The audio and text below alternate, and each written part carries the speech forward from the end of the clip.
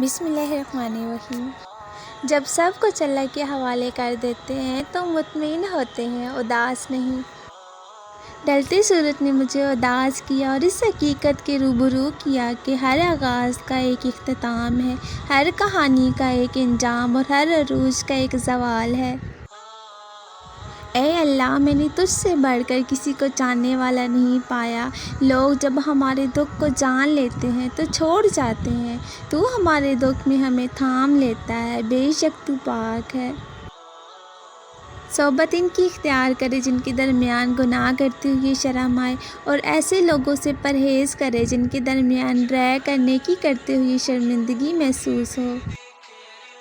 ہم کتنے عجیب لوگ ہیں، ہمیں پتہ بھی ہے کہ سب کچھ اللہ نے دینا ہے، پھر بھی امیدیں لوگوں سے وابستہ رکھتے ہیں، خود ہی گمان کر بیٹھتے ہیں دعائیں قبول نہیں ہوتی یا بہت دیر ہو گئی، اب کچھ بدل نہیں سکتا۔ دراصل اس میں بھی حکمت ہوتی ہے، جو بھی آپ کو ملتا ہے وہ اپنے مقررہ اور صحیح وقت پر ہی ملتا ہے۔ یقین رکھیے اور مانگتے رہیے۔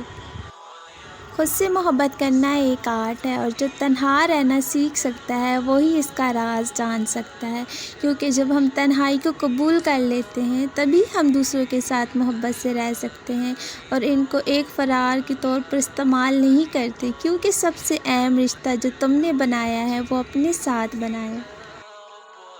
کچھ الفاظ محض الفاظ نہیں ہوتے، وہ کیفیات ہوتی ہیں، تبھی سمجھ آتی ہے جب خود پر گزرتی ہیں۔ تقویٰ یہ ہے کہ تمہارا رب تمہیں وہاں کبھی نہ پائے جہاں اس نے منع کیا ہے۔ میرا نصیب میرے اللہ نے لکھا ہے، کبھی غلط ہو ہی نہیں سکتا۔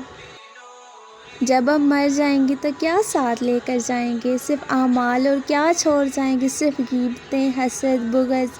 جانا ہی ہے تو اچھے اثرات چھوڑ کر جائیں، اچھے اخلاق چھوڑ کر جائیں۔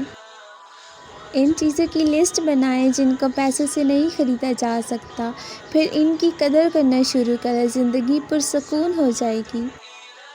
رسول اللہ صلی اللہ علیہ وآلہ وسلم نے فرمایا، بندہ جب کوئی گناہ کرتا ہے تو پھر اللہ تعالیٰ سے کہتا ہے، اے میرے رب، میں گناہ کر بیٹھا ہوں، تو مجھے بخش دے۔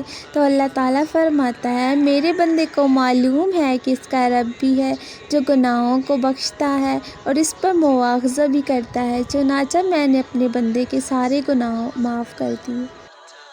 حیا دل کے لیے زندگی کا مادہ ہے اور یہ تمام بھلائیوں کی بنیاد ہے۔